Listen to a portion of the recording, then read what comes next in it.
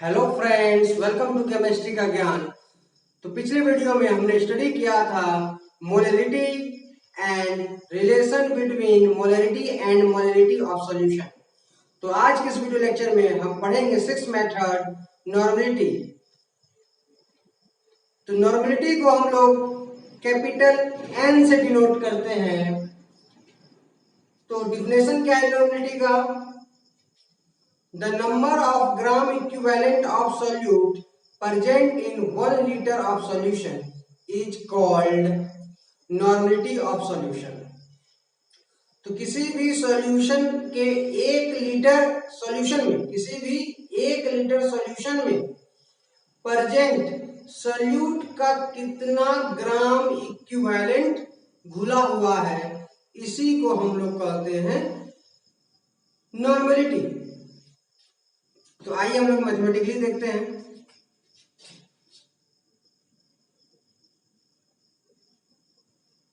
Normality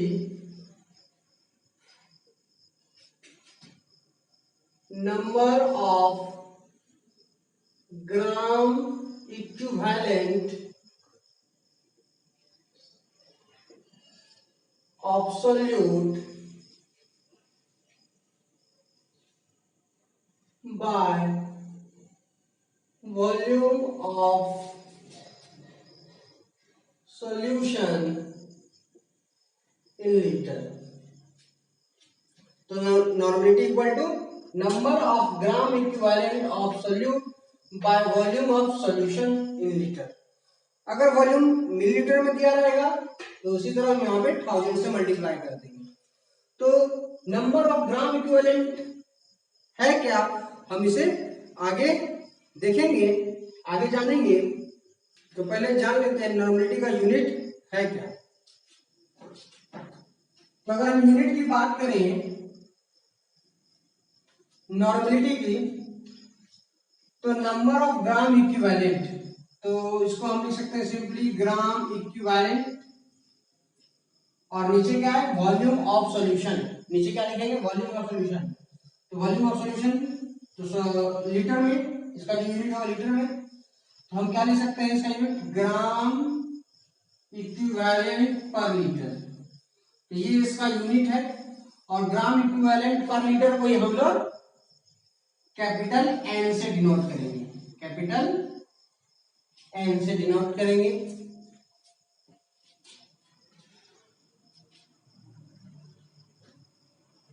तो अब number of gram equivalent है क्या, इसे हम कैसे कैलकुलेट करेंगे? तो नंबर ऑफ ग्राम इक्विवेलेंट होता क्या है? नंबर ऑफ ग्राम इक्विवेलेंट किसी भी सॉल्यूट का, number of gram equivalent of solute है क्या? तो number of gram equivalent of solute है वेट ऑफ सॉल्यूट ग्राम में by equivalent weight, by equivalent weight. तो नंबर ऑफ ग्राम इक्विवेलेंट कैसे कैलकुलेट करेंगे? वेट ऑफ सॉल्यूट ग्राम में वो दिया रहेगा, और उस सॉल्यूट के इक्विवेलेंट वेट से हम डिवाइड कर देंगे तो हमको नंबर ऑफ ग्राम इक्विवेलेंट मिल जाएगा। तो ग्राम इक्विवेलेंट सिंपली है क्या? Equivalent weight, sorry equivalent weight simply है क्या? 1 ग्राम किसी भी सॉल्यूट के 1 ग्राम इक्विवेलेंट को हम लोग इक्विवेलेंट वेट कहते हैं। किसी भी सॉल्यूट के 1 ग्राम इक्विवेलेंट को हम लोग इक्विवेलेंट वेट कहते हैं। तो एक्चुअली में इक्विवेलेंट वेट को कैसे कैलकुलेट किया जाएगा? तो इक्विवेलेंट वेट जो है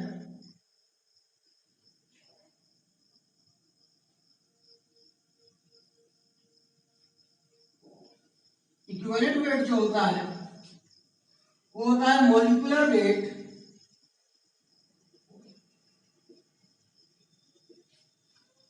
इक्विवेलेंट वेट जो होता है वो molecular weight by n factor. तो इक्विवेलेंट वेट कैसे निकालेंगे? Molecular weight by n factor.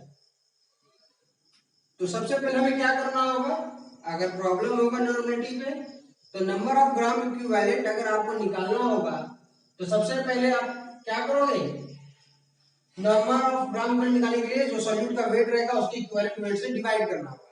Equivalent weight कैसे निकालेंगे, पहले सबसे पहले हमको इक्विवेलेंट वेट निकालना, तो सॉल्यूट का जो मॉलिक्यूलर वेट होगा उसके n फैक्टर से डिवाइड करेंगे तो हमें इक्विवेलेंट वेट मिल जाएगा, और इक्विवेलेंट वेट मिल जाएगा तो हमको number of gram equivalent calculate कर देंगे। जो वेट दिया रहेगा ग्राम में उसके इक्विवेलेंट वेट जब हम कैलकुलेट किए उसे डिवाइड कर देंगे तो नंबर ऑफ ग्राम इक्विवेलेंट हम कैलकुलेट कर लेंगे।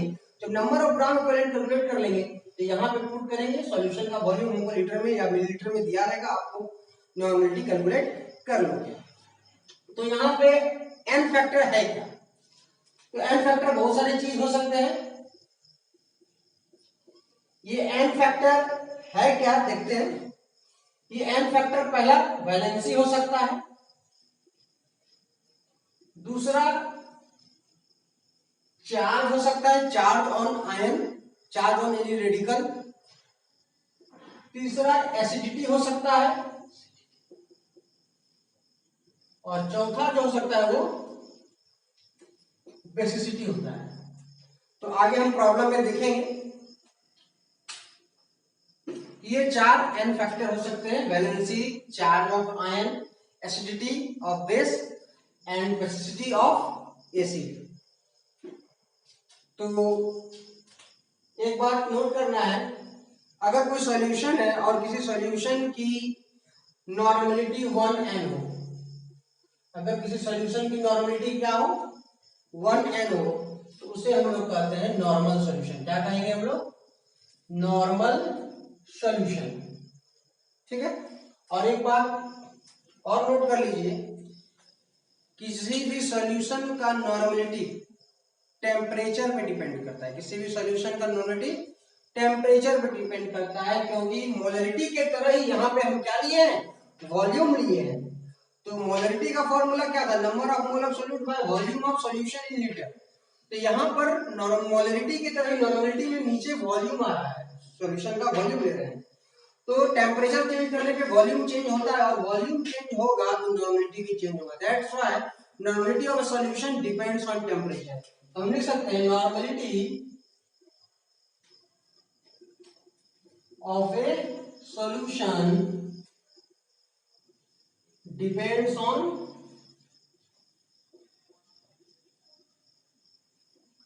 टेम्परेचर। तो किसी भी सॉल्यूशन का जो नॉर्मलिटी है वो किस पे डिपेंड करता है, टेम्परेचर पे डिपेंड करता है। यानी टेम्परेचर चेंज करोगे तो नॉर्मलिटी की वैल्यू चेंज हो जाए। तो आइए अब हम लोग नॉर्मलिटी पे एक क्वेश्चन करते हैं। तो क्वेश्चन है, calculate the normality of A solution containing 40 gram of sodium hydroxide dissolved in 2 liter of solution। तो हमें एक सॉल्यूशन दिया है सोडियम हाइड्रोक्साइड का, जिसमें 40 ग्राम सोडियम हाइड्रोक्साइड घुला हुआ है 2 लीटर सॉल्यूशन में। उस सॉल्यूशन की नॉर्मलिटी कैलकुलेट करते हैं। तो आइए हम लोग नॉर्मलिटी कैलकुलेट करते हैं। तो जो सबसे फर्स्ट ऑफ ऑल जो इंफॉर्मेशन हमें दिया हुआ है हम उस इंफॉर्मेशन को लिख लेते हैं पहले। तो यहाँ पर हमें सोडियम हाइड्रोक्साइड के बारे में बताया गया है, ये सॉल्यूट है, और इसका जो अमाउंट है सॉल्यूट का, इसका वेट जो है ये कितना है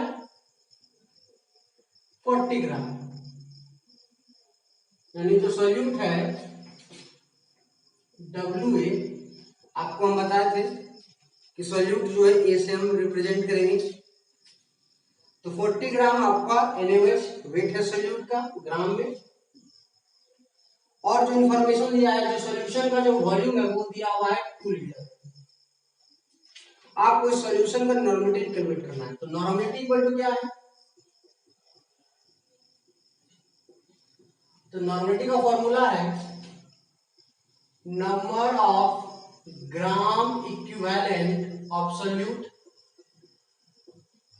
bye volume of solution litre. तो तो number of gram equivalent, how will calculate number of gram equivalent? तो मैंने बताया था नंबर ऑफ ग्राम इक्विवेलेंट को पहले इक्विवेलेंट वेट निकालना होगा। इक्विवेलेंट वेट कैसे निकाला जाता है? तो इक्विवेलेंट वेट जो निकालोगे, मॉलिक्यूलर वेट बाय वैलेंसी या एन फैक्टर। तो यहां पे आपका एन फैक्टर क्या होगा?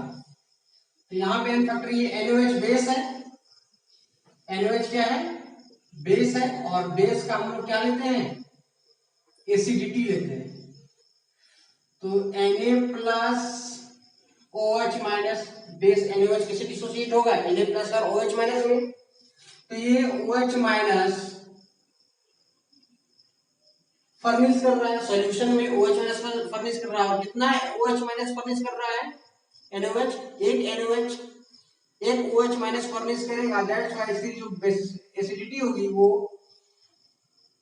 एक होगा। एसिडिटी क्या होता है? A base number of OH minus, replaceable OH minus, कितना OH माइनस कोई बेस फर्निश कर सकता है, इसी को हम लोग कहते हैं एसिडिटी ऑफ बेस। तो मॉलिक्यूलर वेट बाय एसिडिटी या वैलेंसी भी लिख सकते हैं। वैलेंसी Na प्लस का 1 और OH माइनस का 1। तो मॉलिक्यूलर वेट है NaOH का 40। कैसे? सोडियम है, ऑक्सीजन है और हाइड्रोजन है। आपको हम मॉलिक्यूलर वेट कैलकुलेट कैसे करने हैं बताए थे। आप एटॉमिक वेट को जोड़ दोगे सारे एलिमेंट का, 23 प्लस 16 प्लस 1, टोटल जोड़ दोगे तो 40। तो मॉलिक्यूलर वेट हो गया 40 और एसिडिटी हो गया 1। दैट्स व्हाई आपका जो इक्विवेलेंट वेट हो गया वो कितना हो गया? 40। अब आपको इक्विवेलेंट वेट पता चल गया तो number of gram equivalent calculate कर लोगे। तो weight of solute given by equivalent weight. तो सॉल्यूट का वेट कितना दिया हुआ है? 40 ग्राम और इक्विवेलेंट वेट कितना कैलकुलेट किए? 40 ग्राम। तो इसका जो आंसर होगा नंबर ऑफ ग्राम इक्विवेलेंट जो होगा वो 1 होगा। Now we will calculate normality. Number of gram equivalent तो हमने कैलकुलेट कर लिया है 1 और सॉल्यूशन का वॉल्यूम है 2। तो जो आंसर होगा वो 0.5 n, n इसका यूनिट। तो इस तरह से हम नॉर्मलिटी के क्वेश्चन को सॉल्व करेंगे। तो यहाँ 3 टर्म है, normality, number of gram equivalent, volume of solution. अगर यहाँ पे नॉर्मलिटी ऑफ सॉल्यूशन कैलकुलेट करने दिया था, कभी ऐसा हो सकता है कि number of gram equivalent calculate करने देते या वेट मास कैलकुलेट करने दे सॉल्यूट का। अगर number of gram equivalent calculate नहीं करना दे तो मास सॉल्यूट का भी कैलकुलेट करने दिया जा सकता है। तो आइए ये क्वेश्चन हम इस तरह का हम सॉल्व करते हैं। तो अगला क्वेश्चन है, find the mass of sodium hydroxide present in 250 ml of semi normal solution. तो 250 ml सेमी नॉर्मल सॉल्यूशन में सोल्यूट सोडियम हाइड्रोक्साइड का कितना मास डिसॉल्व है। तो हमें सोडियम हाइड्रोक्साइड जो सोल्यूट है हमें उसका मास कैलकुलेट करना है। तो जो इंफॉर्मेशन दिया है हमको नॉर्मलिटी दे दिया है, हमें नॉर्मलिटी के बारे में इंफॉर्मेशन दे दिया गया है। यहाँ हमारी जो नॉर्मलिटी है वो क्या है? Semi normal. सेमी का मतलब क्या होता है? हाफ। तो 1/2, 1/2 का मतलब 0.5 n। हमारी जो नॉर्मलिटी है 0.5 n या 1/2 n भी लिख सकते हैं। वॉल्यूम सॉल्यूशन क्या दिया हुआ है? 250 ml। तो सबसे पहले हम नॉर्मलिटी का फॉर्मूला लगाएंगे।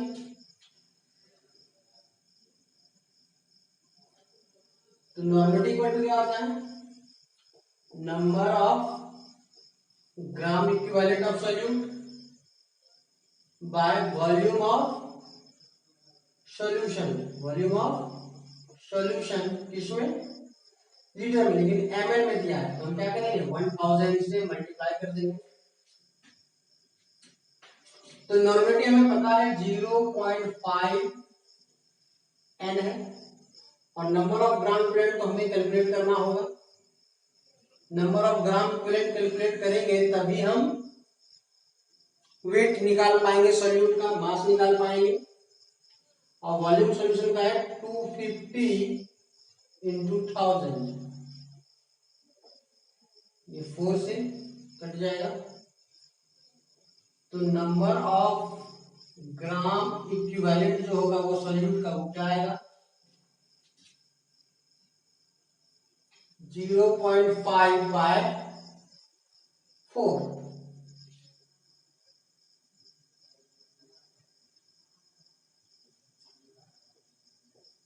टू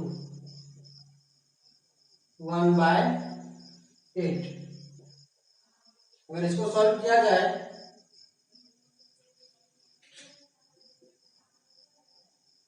.125 तो हमारा जो नंबर ऑफ ग्राम इक्विवेलेंट आया वो कितना आया 0.125। अब हमको कैलकुलेट करना है इक्विवेलेंट वेट। तो पहले नंबर ऑफ ग्राम इक्विवेलेंट ले लेते हैं। Number of gram equivalent of solute क्या होता है वेट ऑफ सॉल्यूट ग्राम में by equivalent weight of solute. तो आपको इक्विवेलेंट वेट पता है NaOH का। यहाँ पे कौन सा सॉल्यूट लिया गया है सोडियम हाइड्रोक्साइड। एक बार फिर से सोडियम हाइड्रोक्साइड लिया गया है और आपने थोड़ी देर पहले सोडियम हाइड्रोक्साइड का इक्विवेलेंट वेट पता किया था कि जो इसका इक्विवेलेंट वेट होता है सोडियम हाइड्रोक्साइड का वो 40 ही होता है, क्योंकि इसकी जो वैलेंसी होती है या चार्ज होती है या इसकी जो बेसिसिटी होती है वो 1 ही होती है। तो दैट्स व्हाई इसका जो इक्विवेलेंट वेट होगा वो 40 होगा। तो वेट ऑफ सॉल्यूट क्या हो गया sorry number of gram equivalent तो आपने कैलकुलेट किया 0.125। वेट ऑफ सॉल्यूट आपको कैलकुलेट करना है और इक्विवेलेंट वेट 40 है। तो हमारा जो वेट ऑफ सॉल्यूट हो गया NaOH जो है वो 40 मल्टीप्लाई 0.125। तो अगर हम इसको सॉल्व करते हैं 0.125 इंटू 40 पॉइंट रिमूव करते हैं 4 से मल्टीप्लाई करते हैं 28 10 4 5 by 100। तो सॉल्यूट का जो वेट आएगा वो कितना आएगा 5 ग्राम। तो यानी 5 ग्राम जो है सॉल्यूट वो डिजोल्व है, यानी 5 ग्राम NaOH जो है वो डिजोल्व है 250 ml ऑफ सॉल्यूशन में। तो इस तरह से हम नॉर्मलिटी से रिलेटेड क्वेश्चन करते हैं। तो आइए अब हम आगे पढ़ेंगे relation between molarity and normality. Relation between normality and molarity. तो आइए अब हम देखते हैं नॉर्मलिटी और मोलरिटी के बीच में रिलेशन क्या है। तो आप नॉर्मलिटी क्या है आप तो जानते हैं। नॉर्मलिटी है number of gram equivalent of solute bye volume of solution litre में। और वही मोलरिटी क्या है m से डिनोट करते हैं number of mole of solute. Number of mole of solute, या सॉल्यूट के बारे में बात कर रहे हैं। Of solute bye volume of solution litre. तो ये हो गया normative, number of gram equivalent bye volume of solution litre में, और मोलरिटी हम लोग क्या करते हैं, number of mole of solute bye volume of solution in litre. तो अगर हम नॉर्मेलिटी को मोलरिटी से डिवाइड कर देते हैं, तो हमने यहाँ पे क्या किया, नॉर्मेलिटी को मोलरिटी से डिवाइड कर दिया। तो एक बात देखिए कि दोनों के डिनोमिनेटर में वॉल्यूम ऑफ सॉल्यूशन और वॉल्यूम ऑफ सॉल्यूशन लीटर में है। तो अगर हम डिवाइड करेंगे तो वॉल्यूम ऑफ सॉल्यूशन कैंसिल हो जाएगा, तो जो फाइनल होगा वो होगा number of gram equivalent of solute by number of mole of solute. अब हम इसको तोड़ेंगे, number of gram equivalent of solute है क्या, number of gram equivalent of solute क्या होता है, weight of solute by equivalent weight, और नंबर ऑफ मोल क्या होता है, नंबर ऑफ मोल होता है weight of solute bye molecular weight. तो यहां पर भी एक चीज कॉमन है क्या, वेट ऑफ सॉल्यूट और वेट ऑफ सॉल्यूट कैंसिल हो जाएगा, तो n इक्वल टू हो जाएगा n बाय m हो जाएगा मॉलिक्यूलर वेट, नीचे है तो ये ऊपर चला जाएगा,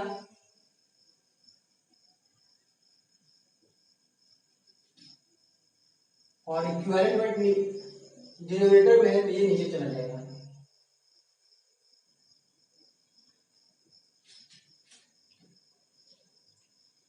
तो आपको एक बार हम फिर से इसको सिंप्लीफाई करने जा रहे हैं।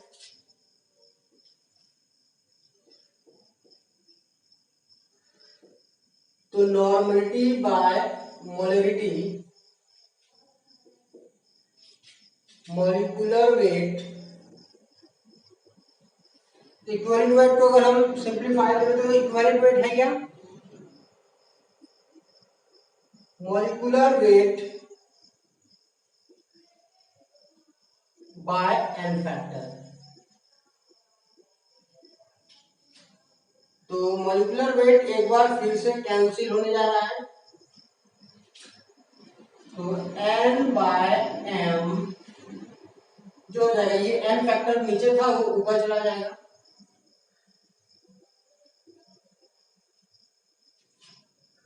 तो नॉर्मलिटी जो हो जाएगा वो क्या हो जाएगा, नॉर्मलिटी इक्वल टू हो जाएगा n फैक्टर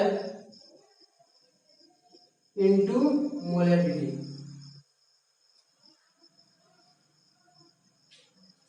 तो रिलेशन हम कैलकुलेट कर लिए, नॉर्मलिटी इक्वल टू क्या है, n फैक्टर इंटू मोलरिटी। तो अगर हम मोलरिटी में n फैक्टर से मल्टीप्लाई कर देंगे तो क्या बन जाएगा, नॉर्मलिटी बन जाएगा। तो इस तरह से अगर किसी सॉल्यूशन का मोलरिटी मालूम है और n फैक्टर अगर हम पता कर लेते हैं तो उस सॉल्यूशन का हम नॉर्मलिटी कैलकुलेट कर लेंगे। तो हम लोग इससे भी एक प्रॉब्लम करते हैं, आइए देखते हैं हम लोग क्वेश्चन। तो क्वेश्चन है find the molarity of 0.2n H2SO4 solution. तो हमें 0.2n वाला एक H2SO4 का सॉल्यूशन है, हमको मोलरिटी कैलकुलेट करना है। तो चलिए, तो यहाँ पे हमारा टास्क है n फैक्टर कैलकुलेट करना। अगर हम n फैक्टर को कैलकुलेट कर लेते हैं तो मोलरिटी आप कैलकुलेट कर लोगे। तो हमारे पास जो यहाँ दिया है नॉर्मलिटी, तो नॉर्मलिटी कितना दिया हुआ है सॉल्यूशन का, 0.2n। 0.2n हमारे पास नॉर्मलिटी दिया गया है H2SO4 सॉल्यूशन का। n फैक्टर हमें कैलकुलेट करना होगा, तो नॉर्मलिटी इक्वल टू होता है n फैक्टर इंटू मोलरिटी। तो मोलरिटी इक्वल टू हो जाएगा n बाय n फैक्टर। तो इसका n फैक्टर क्या हुआ जी? H2SO4 क्या है? एसिड है, और जब भी एसिड का हम क्या कैलकुलेट करेंगे, क्या फाइंड करेंगे? बेसिसिटी। तो H2SO4 बेसिसिटी क्या होता है कि कितना H प्लस आयन फर्निश करेगा, कोई भी एसिड कितना H प्लस आयन फर्निश करेगा। तो जितना H प्लस आयन फर्निश करेगा उतना ही उसका बेसिसिटी होगा। तो H2SO4 जो है 2H प्लस आयन और एक सल्फेट आयन फर्निश करेगा। तो हमें यहां देखना है H प्लस आयन। तो ये कितना H प्लस आयन फर्निश कर रहा है? 2 H प्लस आयन ये फर्निश करने जा रहा है। तो इसलिए इसका जो n फैक्टर जो होगा, ये n फैक्टर जो होगा वो 2 होगा। इसका n फैक्टर कितना होगा? 2 होगा।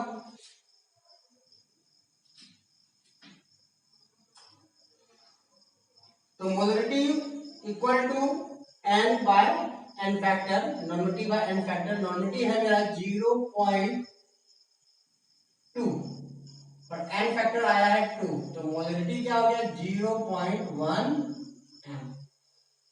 तो सॉल्यूशन का जो मोलरिटी होगा वो क्या होगा? 0.1 m। तो अगर आपको ये मेरा वीडियो अच्छा लगा तो जरूर इसे लाइक करें, शेयर करें, कमेंट करें और सब्सक्राइब करें। थैंक्स।